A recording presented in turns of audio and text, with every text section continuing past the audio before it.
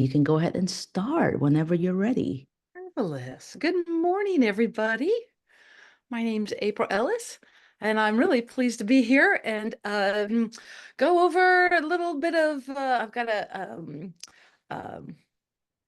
little interactive group for us today around grateful gardening. So I'm a licensed clinical social worker. I'm also a registered horticultural therapist. And my background is in working with seniors in acute psychiatric hospitals. Honestly, for many years, I was the director at the Jewish Home for the Geriatric Psychiatric Hospital, which is marvelous. Like the best place to be if you're going through a difficult time and are over 55. And then I got hired to open up a clinic. So I manage a outpatient therapy clinic that services seniors, adults, teens, and even little ones. But that's not my background. My background is with people 55 and older. I prefer it. Um, anyway, we have a beautiful clinic in Redwood City on Woodside Road that's open 7 days a week. I've got a staff of 10 therapists who are amazing. Um, and we give inpatient therapy, in-person therapy, and telehealth therapy. So if you can't leave the house or you don't want to leave the house, I was talking to someone the other day, doesn't leave their bed, has the covers up over their heads, and that's their favorite way of doing online therapy with their therapist. Whatever you're most comfortable with, that's what we're here for. We also have folks that are from France and speak French, therapists who are from Spain and speak Spanish, and a therapist from Russia who's a native Russian speaker. So that's my background from a licensed clinical social worker world. I am also a hobby gardener, lifelong hobby gardener who grew up in Fresno, out in the country, and learned to grow things, and it was my stress relief. And I didn't know that there was such a thing as horticultural therapy until 4 years ago. Did a little Google search. Oh my goodness. Horticultural therapy has been around 52 years now. And now I sit on the board of the American Horticultural Therapy Association. I'm a licensed horticultural therapist, which for me means that I take working with plants and nature and blend it into traditional therapy. So ways that we know work for people with anxiety, depression, psychosis, works even better when you bring in plants. Yeah, yeah. So that's me. And so I'd like to do a little program with you today. I'd love you to follow along, and I love questions. So feel free in the chat to write up questions and comments that even makes this presentation even better. All right, so here we are in the beginning of the holiday season, which can be anxiety provoking. So we're going to start our group here with a little bit of deep breathing. Well, the reason that, every time you go to a relaxation group or a therapy group, they start with these deep breaths is a biological reason, right? Our brains are hardwired to interpret shallow, rapid breathing as, oh no, there's danger.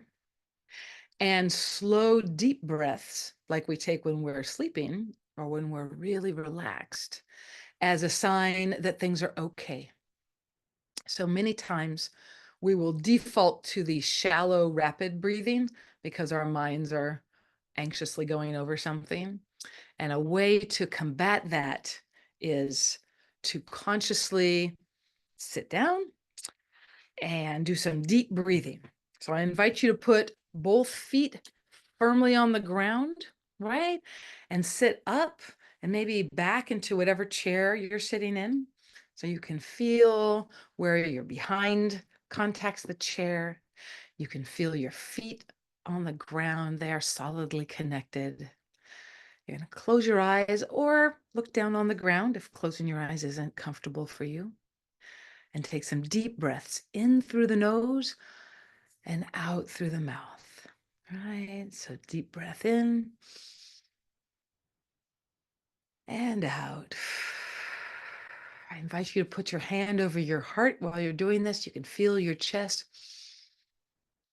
rise and then fall again. And feel your heartbeat. And as you slowly inhale and slowly exhale, that heartbeat is just naturally going to get a little bit slower, a little bit calmer. Here. Every time you exhale, feel your body relax a little deeper into your chair.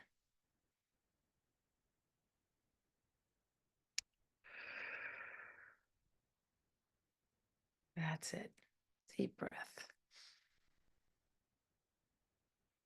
And out. Good. Good, good, good. Roll those shoulders a little bit.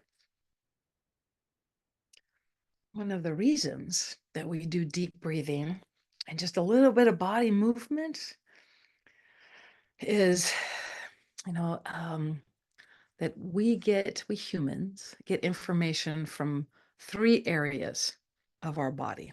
One from our brains, that's talking in words, and sometimes there are many different things it's saying all at once. So from our brains, we get the talking.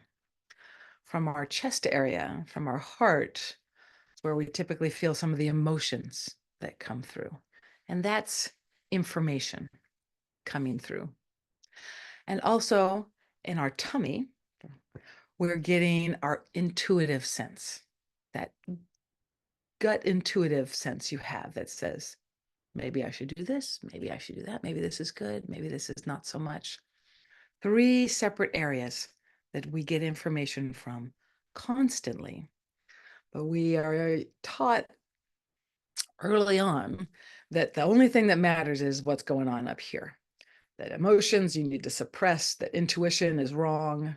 So we live our lives from up here, right? When we take time and do deep breaths, we get relaxed.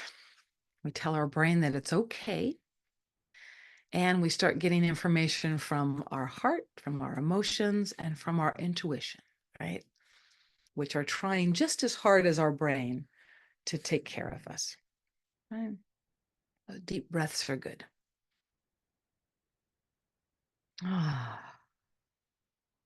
I invite you to remember this as we start the holiday season that can, bring on some anxiety sometimes.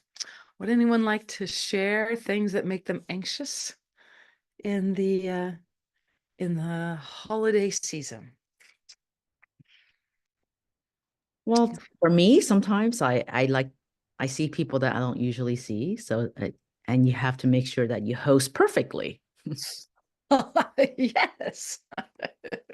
So those feelings of perfection sometimes, many times, come in. Perfection in how we show up in family gatherings, friend gatherings, around the holidays. Expectation, completing a to-do list. Thank you, Gary. Yes, completing a to-do list can be filled with anxiety, especially if it just keeps getting longer and longer, right? Perfectionism in how we show up or what we do. We have an idea, we have expectations of how we should be. We feel that other people have expectations of what we should do, how we should be, both in the holiday and in our lives in general, right? Sandy has been sad about the loss of loved ones. Holidays can be a really difficult time because we're used to having people with us, and when they are no longer with us, that it is something that comes to mind often and can definitely be anxiety provoking. And grief and gardening go hand in hand. We'll get into that in a little bit. but it can bring on a lot of anxiety. Yeah, especially those first couple holidays when having them not here is new. Yeah. There are many things that we feel we need to do during the holidays. Um, so sometimes the schedule can be very full, or it can be not full, and that can also be anxiety provoking and feeling alone around the holidays. So anxiety is common in the holidays, and honestly, is widespread and epidemic at epidemic levels, according to the research that's coming out. And it's true for people of all ages, right? The younger generation is having high anxiety at unprecedented rates, as are we in the middle age and beyond. Um, it's definitely increased. So, um, and it's uh, so our the part of it is biological. I have a question. Why are holidays such a trigger? I think because the things that we were just talking about, and more will come out as we continue this conversation. It can be the holidays, the expectations, the traditions, the many times the stuff that we are carrying in our minds, expectations, perceived failures, shame, guilt, frustration, anger, all these things that come from here, that during a regular non-holiday time we've learned ways around them, or ways of suppression as we grow. They are definitely come to the surface around these holiday times. Now, anxiety and stress and fear is a normal, natural, biological process. So in our heads, as we progressed from, we have evolved through the ages. We are very successful critters, partially because we have a set of structures in our brain, and I've had them for a long time, that that are constantly searching the horizon for what's the worst case scenario? What's going to happen? What terrible thing could happen next? Oh, this might happen. Oh, that might happen. How many folks like have that uh, problem where your mind is constantly looking for what could go wrong, how this could go terribly, right? But that is a natural part of our brain to constantly be looking for what could go wrong. That has kept us safe for, eons. But it gets out of control. It takes off and is always looking for the worst case scenario. And if we don't counterbalance it with what is good, what is working in our lives, what is positive, but we need to put a special focus on that. That's not biologically automatically going to happen. Because it doesn't help us keep us alive so much, but it does make life happier. So putting intention towards gratitude and looking on the positive makes life much better. But it takes energy and focus. Oof. Oh, we've got some good stuff coming up here in the chat. Thank you so much, everybody. That we can be sad about loved ones lost during the holidays, and holidays definitely can be a trigger for the grief around the loss of folks, because we're used to being with them and they're not there. Oh, in the holidays, political issues get discussed, and goodness knows, we families are on different pages sometimes, and that can lead to conflict and high anxiety, or even anxiety that it's gonna happen, right? As we look for worst case scenarios, and our brain is like, oh no, there they go, we're gonna start this fight again. Up comes your anxiety level, up come the adrenaline and the cortisol, right? That stress hormone that gets triggered when you're anxious and fearful.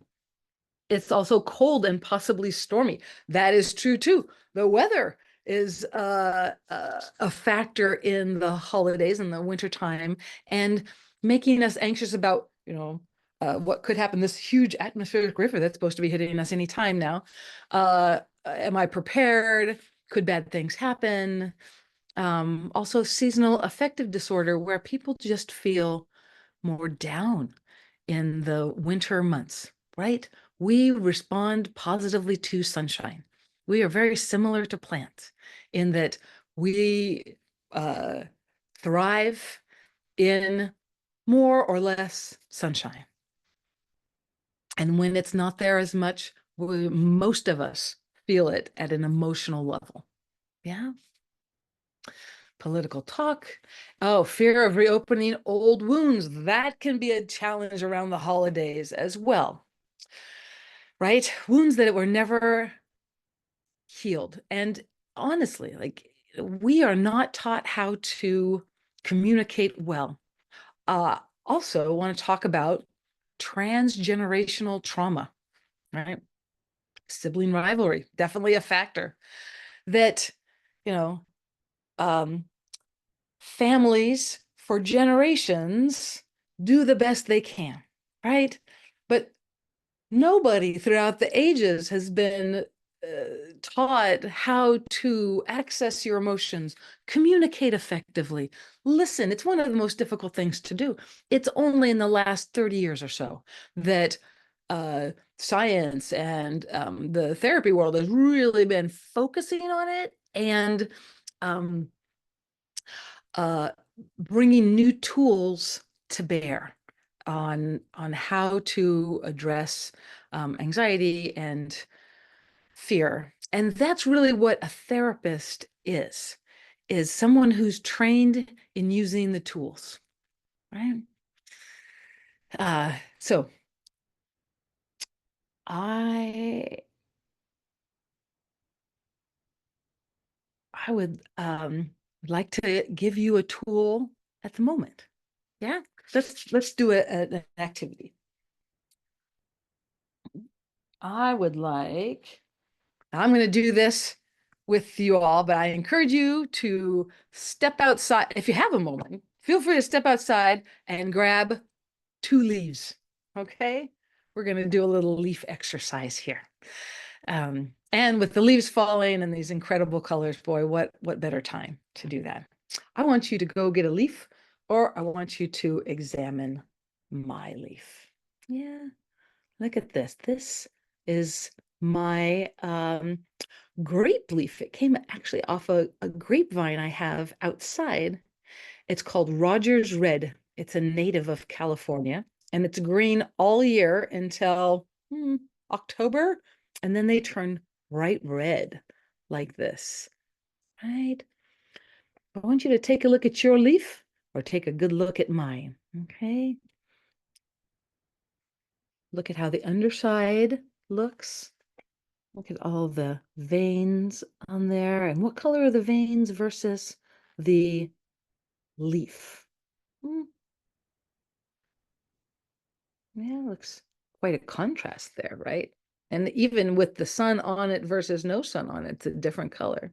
How about the underside of the leaf versus the top of the leaf? Hmm, got some similarities there. And look, we've got a little wound there in that leaf. I wonder what made that little hole. Could have been a bug, could have been damage, could have been the raccoons that crawl up and down my grapevines to get to my roof to do a little dance. Yeah.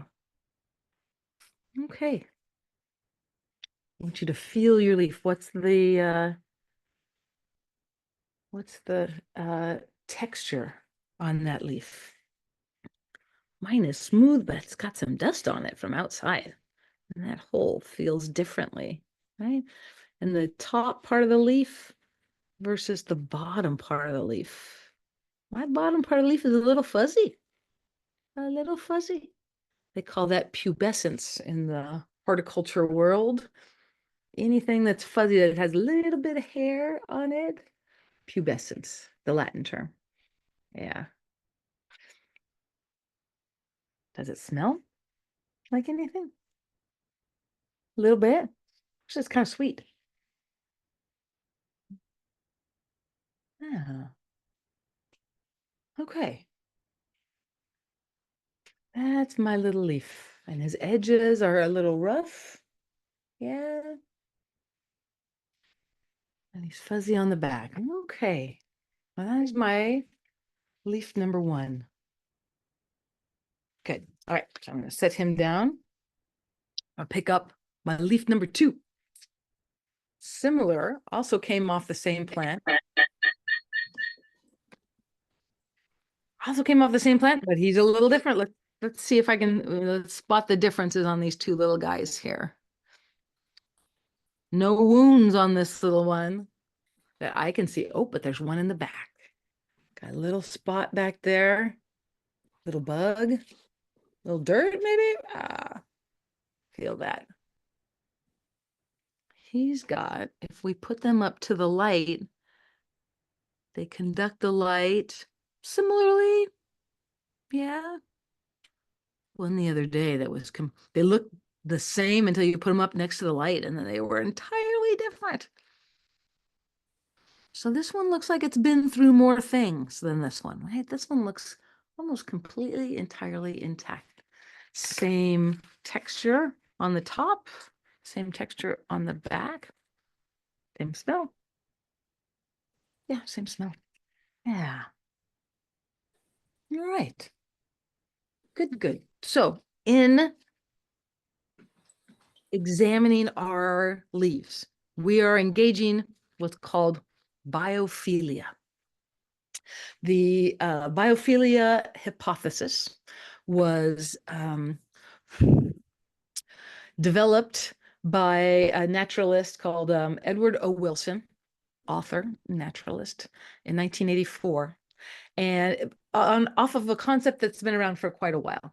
And that concept is that humans possess the innate tendency to seek connections with nature and other forms of life, that we have evolved to have it in our natural DNA, probably also in the limbic system, to be interested, intrigued by, attracted to nature, because our ancestors, those that were interested in nature, paid attention, didn't eat the wrong nature, and lived to pass on their genes. Those that weren't as specific, weren't as didn't notice things as well, ate the wrong things, and out went their genetic predispositions with them. So we humans are attracted to animals. And if you think about kids, and if you take a kid to the park, what are they attracted to? The other kids, the trees, the animals. Like, we naturally gravitate towards natural things. So by utilizing nature, you are engaging a natural process in your body. You don't have to fight against it so much. And what we just did was called mindfulness, right? You heard about mindfulness? It's definitely in the news and good things like that. It's being focused in the present, right? So many times in our head, we are focused on the future, worried about what could happen, at dinner, at, the holidays, what I need to get for a present, what are they going to say over Thanksgiving turkey, or our brains are caught up in the past, right? I remember last year he did this. I don't want to be in the same room with him anymore. But we're not present but in the present is where we all live constantly, right? Our brains may be thinking about what's coming or what happened in the past, but that's not what you're existing in right now. We're only living in the present. Mindfulness uh, is an umbrella term for a series of exercises that bring you into the moment, right? While you're being curious about this leaf, and we were examining it and smelling it and looking at it and wondering where this hole came from and what could have happened there, right?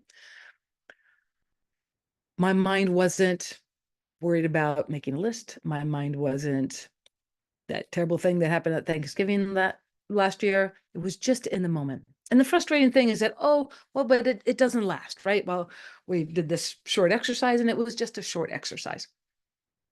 It's true. But by taking these 4 minutes and doing this exercise, my blood pressure has come down a little bit. My cortisol levels, that stress hormone, has come down. My adrenaline isn't running because I'm very much in the moment, in the present. April, I have And a question. yeah, Tina. Yeah, so I kind of was glancing through The Power of Now. Have you heard that book? Oh, I love the power of now.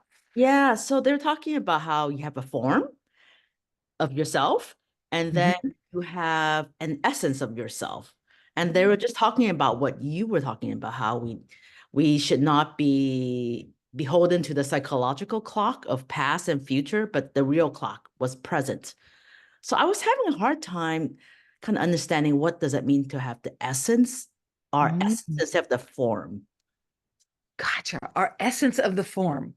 Huh. Instead of just the form. So I was wondering if you have some enlightenment on An that. enlightenment. The essence of the form. No, I love that. Um, And then they talk also about this identifying with our thoughts. oh, yes. So I don't quite understand, how do we this identify with our thoughts? We are what we think, or maybe not. Anyway, Our, yes, yes. So, that is a lovely term. And you're right. Like most of us grow up thinking that we are our thoughts, right? What are we if we're not our thoughts, right? When I'm not thinking, I'm asleep and I'm not April. So, I'm this sleeping entity, I'm not who I am. But in fact, we there's me, and then there are my thoughts, right?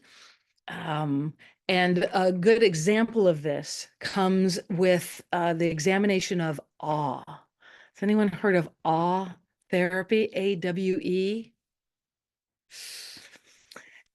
Have you ever had the experience where you come around the corner and you see a spectacular sunset, right?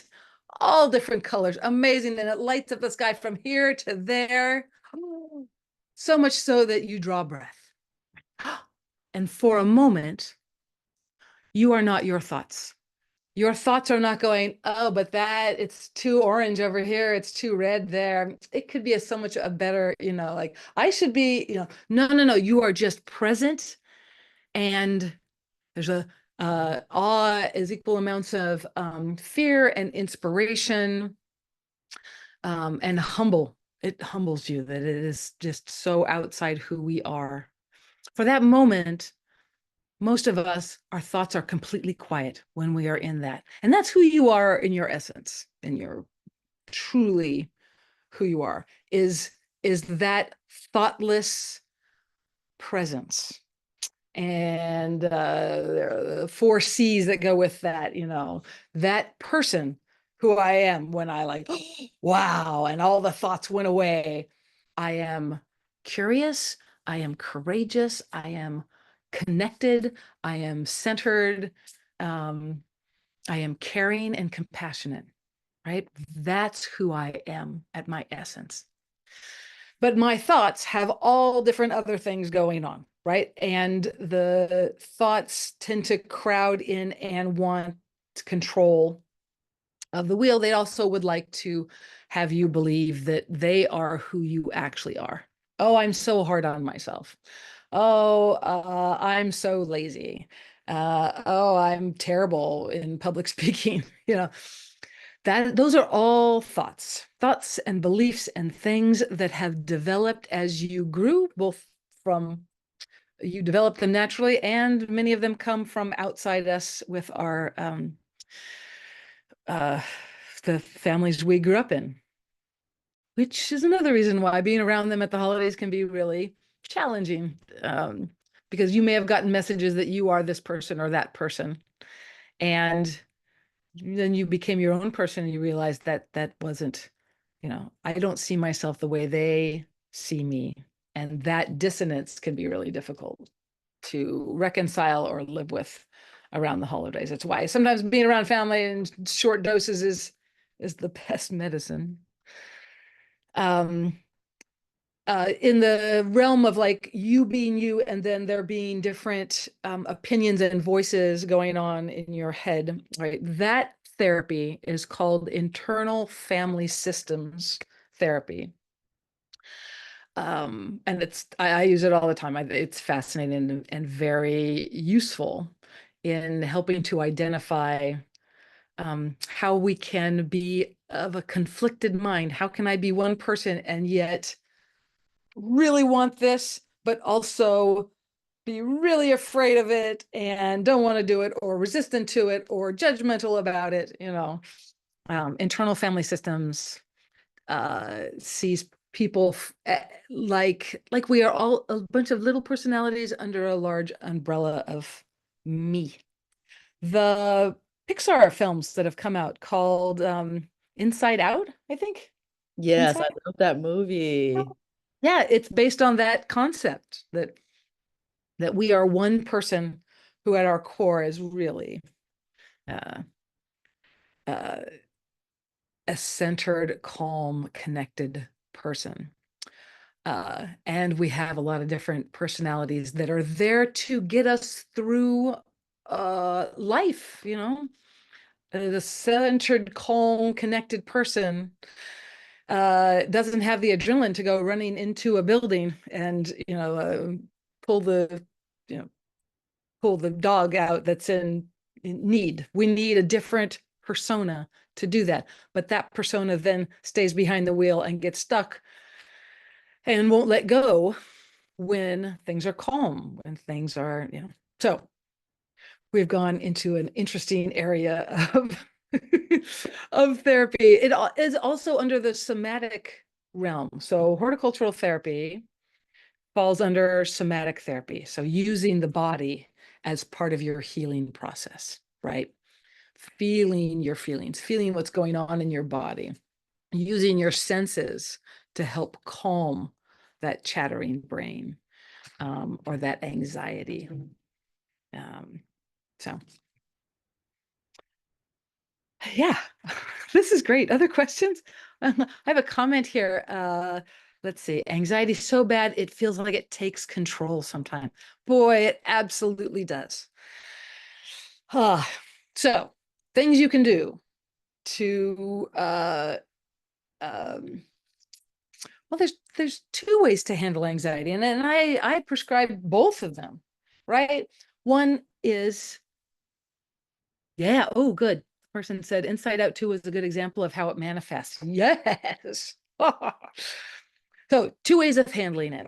One is that anxious part of yourself that is behind the wheel and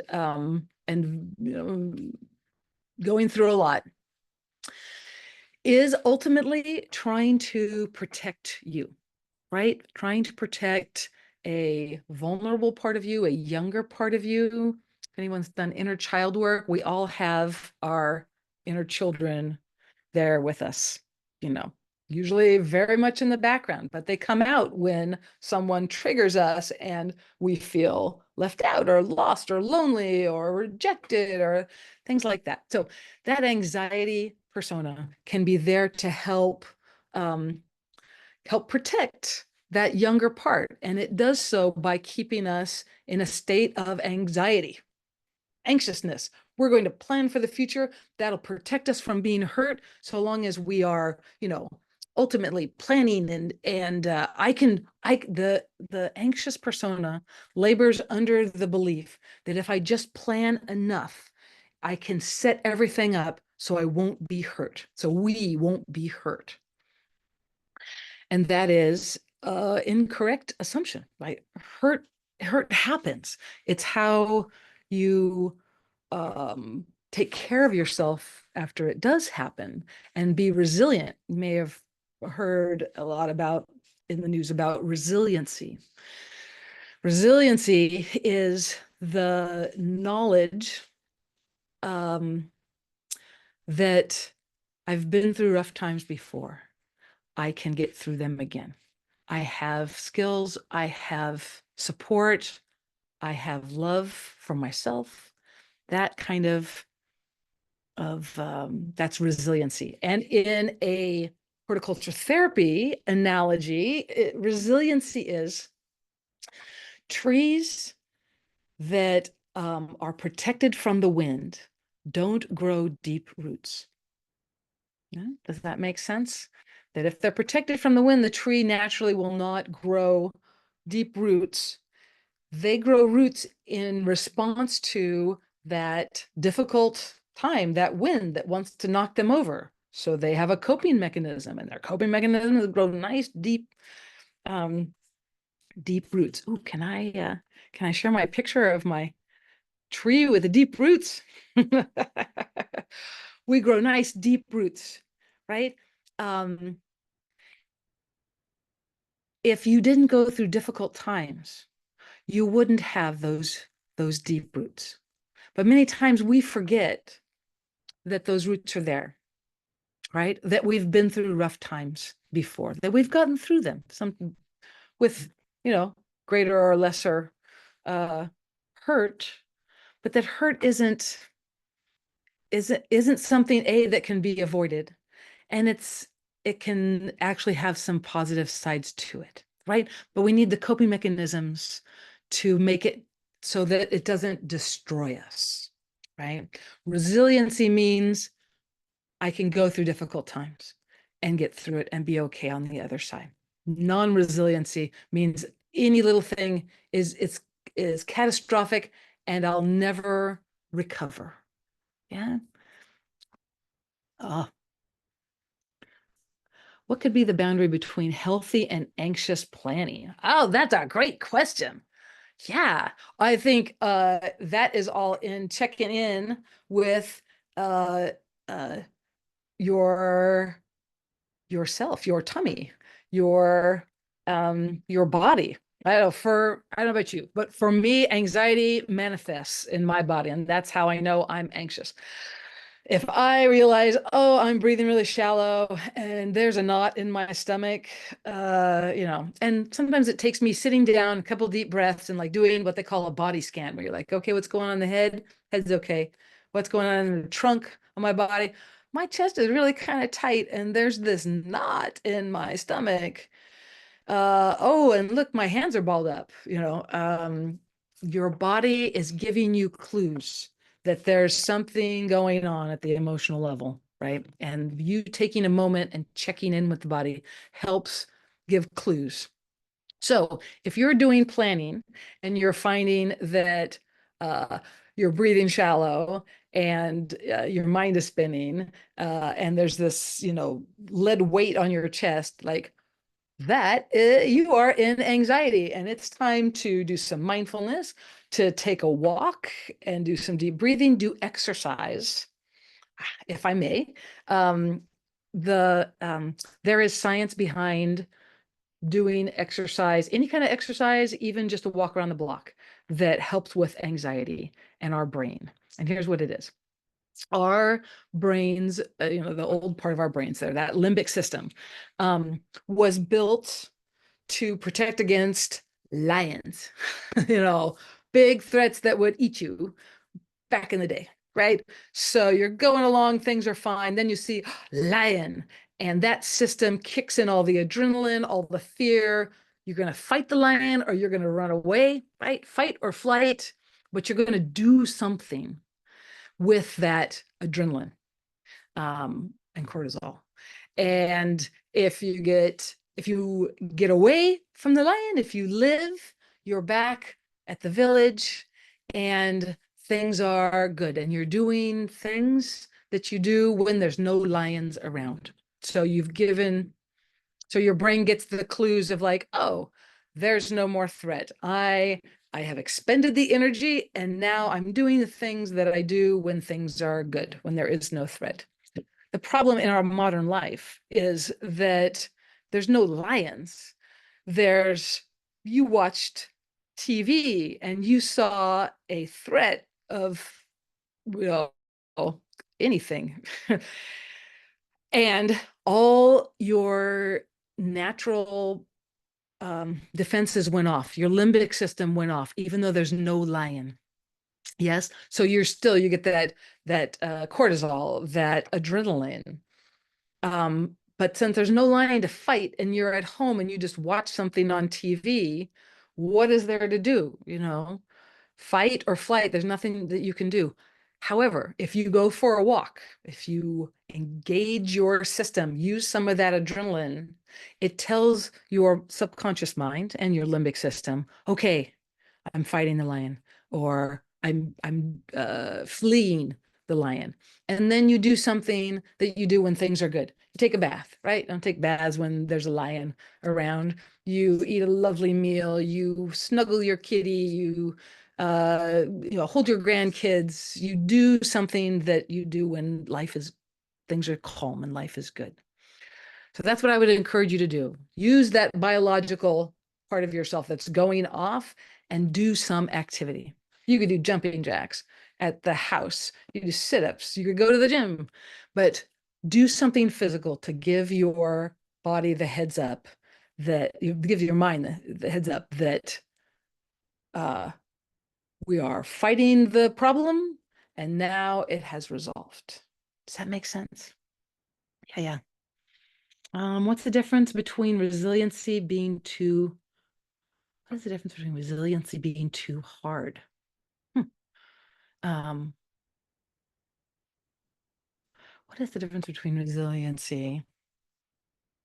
Oh, being resilient versus being hard. I hope I got that correct. So resiliency is the knowing that you'll get through it, right? I've been through rough times. I've had, and the tools are there versus I have a shield down and you're not getting through, right? There's a different feeling here. Using the tree metaphor, resiliency is that tree having the deep roots and being able to withstand the wind, right? Move with the wind, but has its resources locked, secured. And being too hard is us building a great big wall around the tree so that no wind gets in, right? We're going to shut down any type of wind coming in, right? The tree with resiliency moves with the wind, right? And gets stronger in the process. We get stronger in the process of going through difficult times if we can support ourselves, right? Get support and love and caring, and we'll actually grow. The tree grows stronger. You grow stronger so long as it doesn't, derail you. Oh, and with that is a good time for me to put up my little card here. So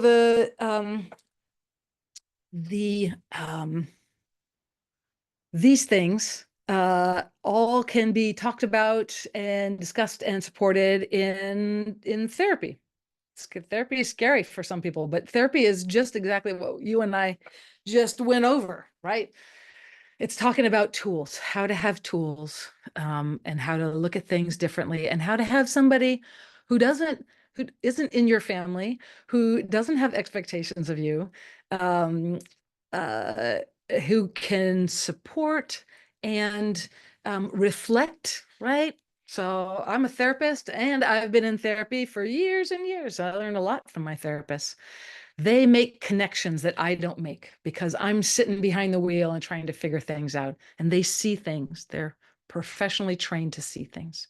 So anybody is interested in getting support over the holidays or beyond, give us a call. All right. Also, I want to put in a plug that every Thursday from 4 to 5:30 at the clinic there on Woodside Road, I do a horticulture therapy group. And it's only a small group. It's 6 people maximum. And we do things just like we did here today. We cover different ideas, different concepts. Tomorrow we're doing pumpkins and succulents, and we're talking about how to weather emotional droughts. Sound interesting? That sounds very interesting. Do you have to sign up for it? How do you sign up? You do, because there's only 6 seats. Mm-hmm. You can call this number here. Mm-hmm. You can call my number. Actually, call the number that's on the screen, and you'll talk to our office manager, and she'll get you signed up for it. It's $40. It's very worth it, and you go home with a pumpkin that you have decorated, and that Wow. will last well into summer. Believe it or not. Oh, any questions? Any questions?